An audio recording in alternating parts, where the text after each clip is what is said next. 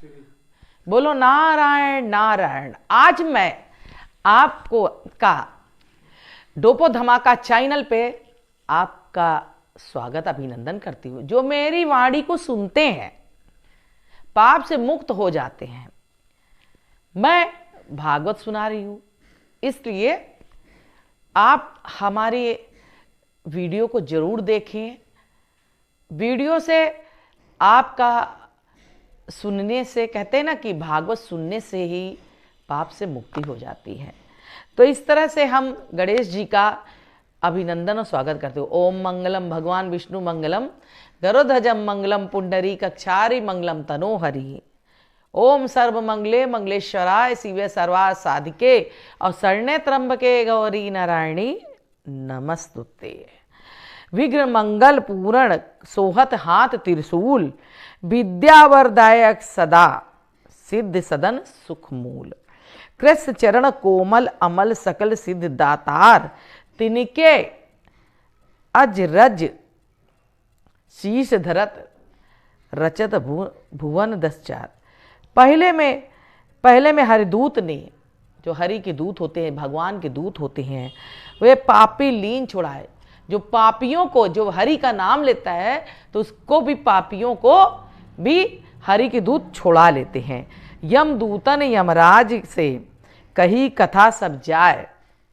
राजा परीक्षित योगी वर श्री सुखदेव जी विनय सहित वाणी से पूछने लगे कि हे भगवान, आप प्रथम द्वितीय स्कंद में नृत्य मार्ग यथावत कहे जाते हैं, जिसमें कम से कम अर्चित्रादि लोक की प्राप्ति होकर फिर उससे ब्रह्म के लोक की प्राप्ति होती है। उसी से ब्रह्मा जी के संग मोक्ष हो जाता है।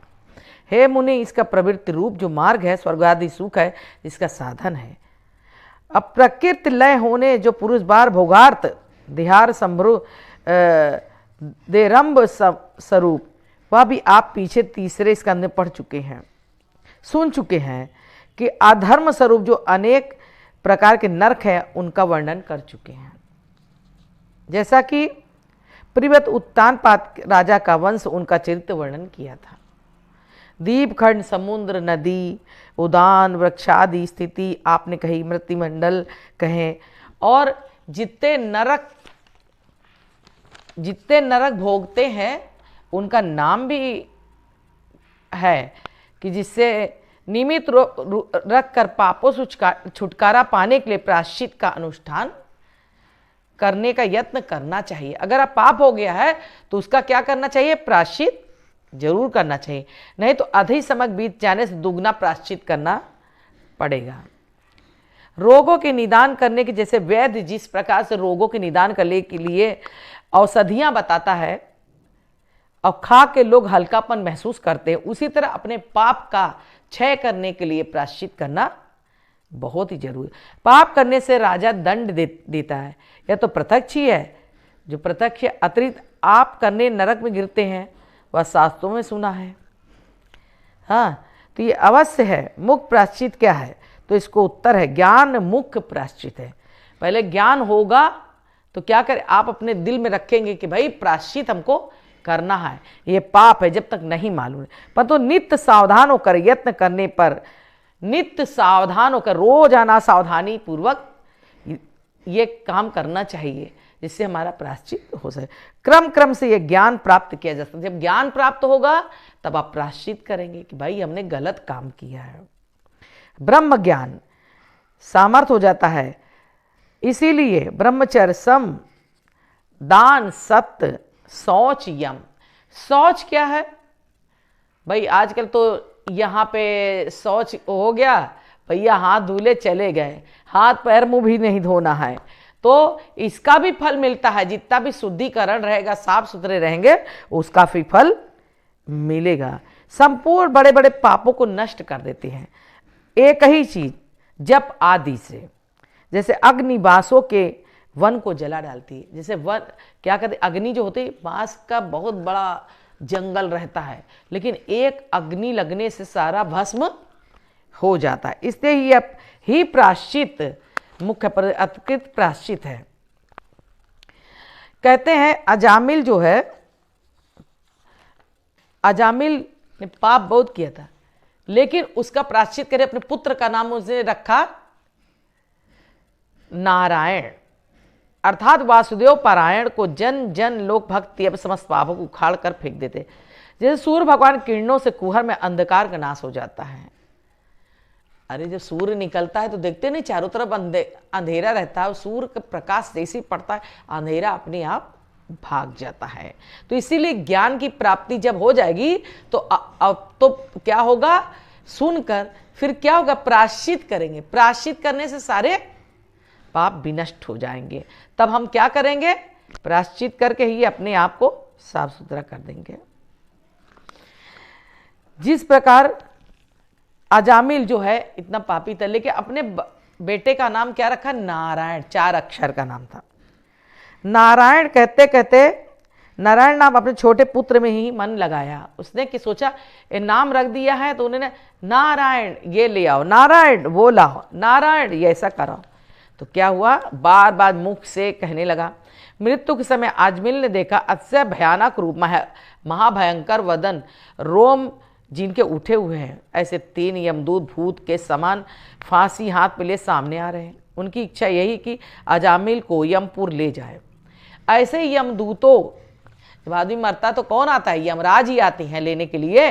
तो यमदूतों को देखकर अजामिल अत्यंत व्याकुल हो गया और कुछ दूर अपना नारायण नाम से जो प्यारा दुलारा खिलौना एक समान पुत्र था वो खेल रहा था। तो उसकी झीनी वाणी से पुकारने लगा, हे नारायण, हे नारायण, इन यमदूतों से मुझे बचा।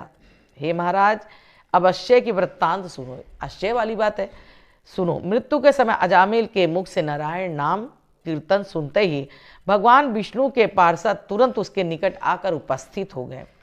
क्योंकि वो अपने पुत्र का नाम नारायण रखा, तो नारायण नारायण नाम ले रहा था पुत्र की तरफ दिखकर। लेकिन कौन सुन रहा था, जो नारायण है वो सुन रहे थे। तो उन्होंने अपने दूतों को भेज दिया। विष्णु दूतों को अचानक आने का कारण यह हुआ कि उन्होंने विचारा कि यह पुरुष अंत समय में हमारे स्वामी का नाम ले रहा है। मतलब भगवान के जो पार्षद थे वो तुरंत ही आ गए और कहने लगे कि जब हमारे भैया हमारे भगवान का नाम ले रहा है, नारायण का नाम ले रहा है, तो हमारा काम है कि उनको बचाएं। बस नारायण नाम से पुकारते ही विष्णु भगवान के पार्षद अजामिल की आत्मा उसके दृढ़ यम से खींचकर ग्रहण करते हुए यमदूतों को बलात्कार निवारण करके बोले, तुम लोग इसको मत छूना।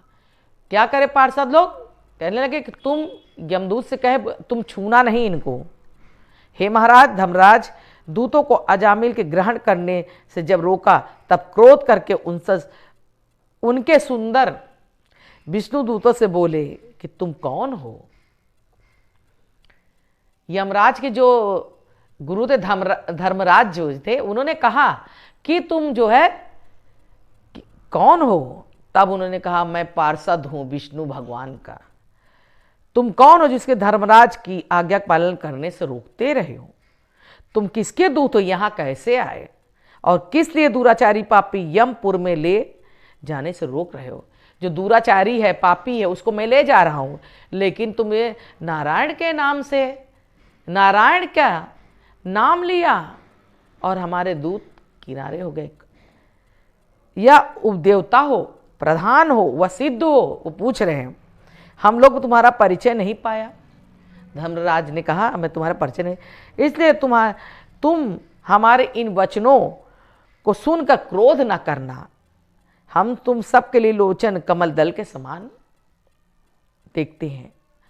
आप सब लोग रेशमी पीतांबर धारण किए, कुंडल पहने, गले में फूलों की माला विराजमान, सब नवीन अवस्था से चतुर्भुजधारी, धनुष तुरीण कृपाण किए, शंख चक्र पद्म गदा हाथ में लिए, आप चमत्कार कांति से लोकों की दिशाओं के अंधकार हरने वाले, संसार अपने प्रभाव का प्रकाश करने वाले, अपना धर्म राज के अनुचर होकर हमको क्यों निषेध कर रहे हो और इस पापी को यमराज यमपुर क्यों नहीं जाने देते हो।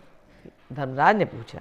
सुखदेव जी बोले, हे राजन, जब यमदूतों ने ऐसा कहा तब भगवान ने आज्ञाकारी पार्षद विचारने लगे कि इन लोगों को दंड या दंड का ज्ञान नहीं है।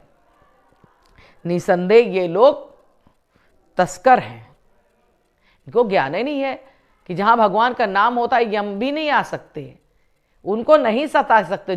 जो जीव है उसको हम नहीं ले जा सकते, उनको ज्ञान ही नहीं है। हमारे भय से भीत होकर ये अपने आप को यमराज किंकर बनाते हैं। इसलिए विष्णु के दूत क्षण काल तक चुप रहे, फिर हंसकर मेघ सम गंभीर वचनों से उनको उत्तर देते कहने लगे कि विष्णु के दूत बोले कि पाशधारी पुरुषगण, तुम लोग धर्मराज के कैसे दूत हो? हम तुम्हें धर्म विषयक प्रश्न करने हैं, बताओ कि तुम धर्म का लक्षण और प्रमाण क्या हो? दंडे प्राणियों को किस प्रकार दंड दिया जाता है और दंड का वांछित विषय क्या है? और जो लोग दंडनीय होते उनके कर्म क्या है? क्योंकि मनुष्य ही कर्म किया करते हैं, पशु आदि तो कर्म करते नहीं। कर्म करने वाले मनुष्यों में से किसको दंड मिलता है? यमदूतों ने उत्तर दिया कि हे वेद विहित, ए वेद के ज्ञाता, अर्थात जिसका प्रमाण वेदों में पाया जाता है वही धर्म है, और जो उसको अविहित है अर्थात वेदों से निषिद्ध है वह अधर्म है।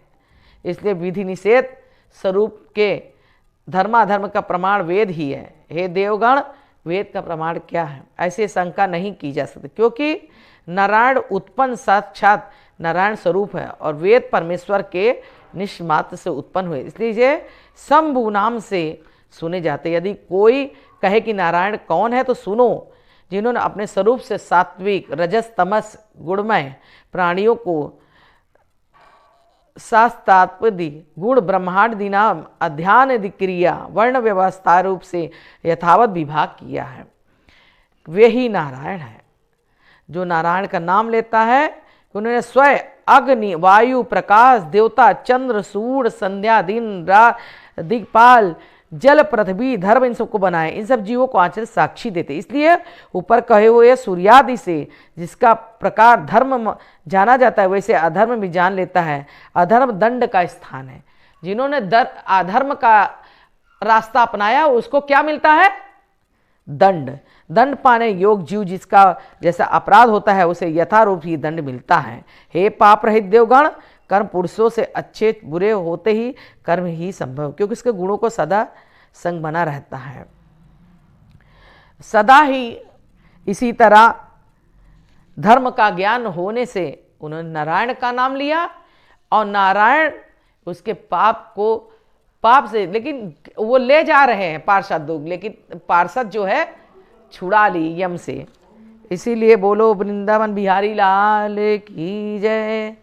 भजबन नारायण नारायण हरि हरि, भजबन नारायण नारायण हरि हरि, तेरी महिमा सबसे न्यारी न्यारी, हरि हरि भजबन नारायण नारायण हरि हरि। इत श्री मद्भागवते महापुराणे कष्ट संस्कंधे भाषा टीक्या अजमेलोपख्यान वर्णम नाम प्रथमो अध्याया समाप्त। इसलिए नारायण के नाम से सबका पाप से मुक्ति और मरते समय भी नारायण का नाम लेने से सारी मुक्ति मिले। बोलो वृंदावन बिहारी लाल की जय।